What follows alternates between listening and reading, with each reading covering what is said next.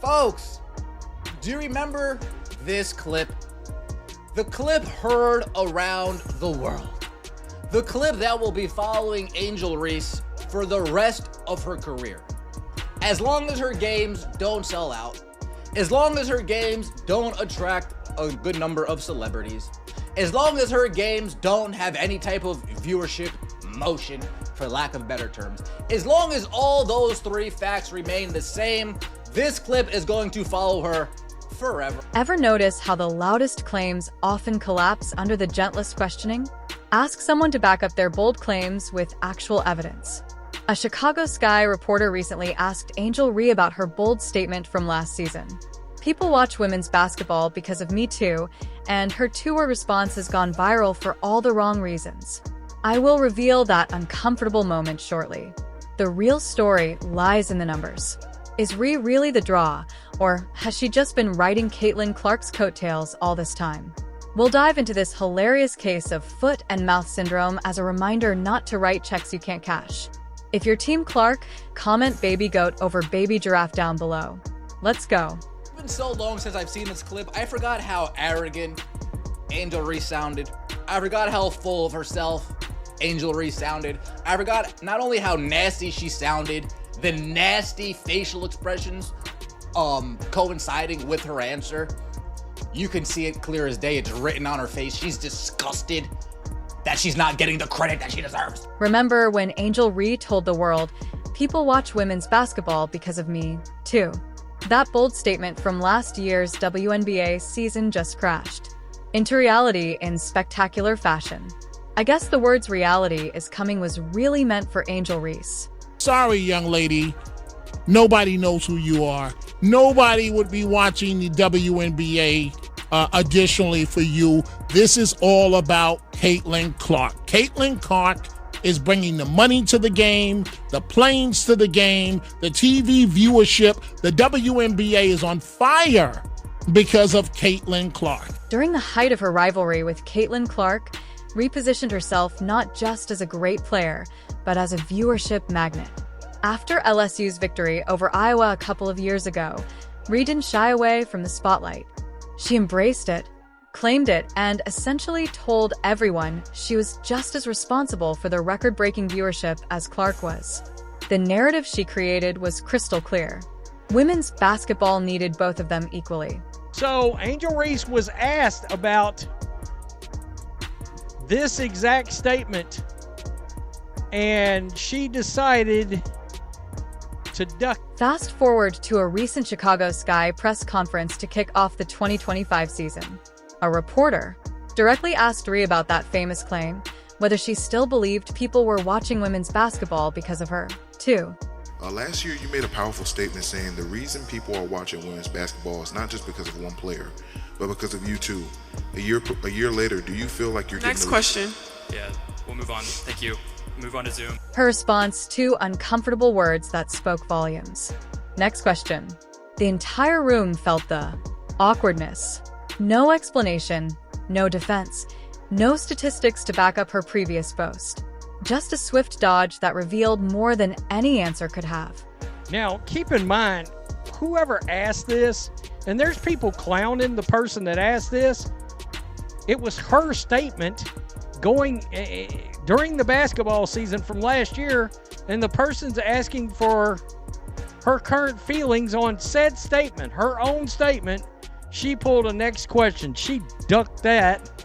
She duck goose that right out of existence. This moment wasn't just uncomfortable, it was revealing. When confronted with her own words, Reese couldn't defend them with actual evidence. And honestly, why would she try? The numbers tell a completely different story than the one she tried selling us last year.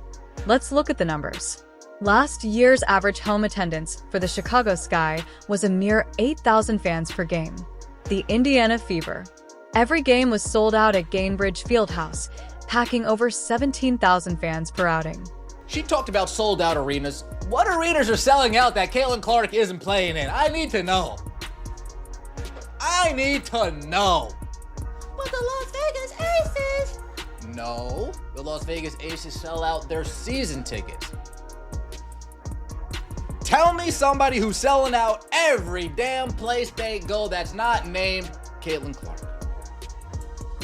Tell me somebody who's attracting celebrities, numerous celebrities everywhere they go, not named Caitlin. Fast forward to this year. Let's take Reese's preseason homecoming game at LSU, where Reese should have massive support. This is her college stomping grounds where she won a championship and built her brand. The result, a measly 6,000 fans showed up at Pete Maravich Assembly Center, an arena that holds over 13,000 people. Not even half full for the return of their champion. That's not exactly a ringing endorsement of her star power. Her statements from last year, that's from a circus. That was a clown show statement to have made about watching for us and blah, blah, blah, blah, blah. It gets worse when you look at her other preseason games. The Chicago Sky home game against the Minnesota Lynx drew just 4,600 attendees. Think about that. Her own WNBA home court couldn't even fill 5,000 seats. Another game against the Lynx, this time in Minnesota, managed only 7,600 fans. And let's be honest, most of those fans came to see the home team Lynx. These aren't the numbers of someone driving a basketball revolution. They're the attendance figures of any other WNBA game. We're going to find out very quickly who amongst the Chicago Sky fans are really and truly basketball fans, or are they Angel Reese, the content creator fans? Because, and you got some of those folks obviously tuning in for basketball, but is it because of Angel Reese or for the best interest of the Chicago Sky team and you want to see them win ball games? The pattern couldn't be clearer. Game after game, the stands tell the story that Reed doesn't want to. Address. Reese's mother tried damage control on social media after the LSU game, posting, Angel Reese's mom taking to X to tweet this. After all of the hullabaloo about Caitlin Clark and the high ratings, she says, that certain fan base looking in the stands celebrating attendance, while others are looking up in the rafters celebrating championship banners. We ain't the same. Different year, same haters. Have a great day. Well, all right. It is a different year, and it is the same haters, but I think you're calling yourself out, Mama Reese. The defensive tone speaks volumes. When you can't win with facts, attack the people pointing them out. That next question moment wasn't just Reese dodging an uncomfortable reporter. It was her avoiding a confrontation with the uncomfortable truth about her actual impact on attendance. She made a claim she can't back up. And now the receipts are coming due. The numbers don't require interpretation or spin. They stand on their own as clear evidence that something doesn't add up. And trust me, these attendance figures are about to look even more embarrassing when we compare them to what's happening with Caitlin Clark and the Indiana Fever. The attendance numbers for Reese's games reveal the harsh truth she's not willing to face. Talking about being a draw and actually being one are two completely different things. And said next question, so she doesn't want to take responsibility for her own words. While Reed dodges questions about her impact, Caitlin Clark doesn't need to say a word. The numbers paint a picture so clear it's almost embarrassing for anyone who tried to compare themselves to her. Angel Reese voluntarily went on a, quote, they're watching for me too, and I want y'all to realize that rant, because she wanted that attention. She created the drama, asking her about her comment as we enter a new season is perfectly normal and not stirring things up. Absolutely. Remember Clark's homecoming game at Carver Hawkeye Arena? The entire venue, 15,000 seats, sold out in just 45 minutes. That's faster than you can watch a single quarter of basketball. People weren't just buying tickets. They were racing to get them like their lives depended on it. And who could blame them? This wasn't just another basketball game. It was a phenomenon. It's Caitlin Clark Mania, and here we go again. 1.3 million people tuned in on Sunday afternoon to see Caitlin Clark return to Iowa as a professional and start raining in three-pointers from ridiculous distances. Reese's camp will argue her fan base is just limited to Iowa and Indiana. Well, let's look at the receipts.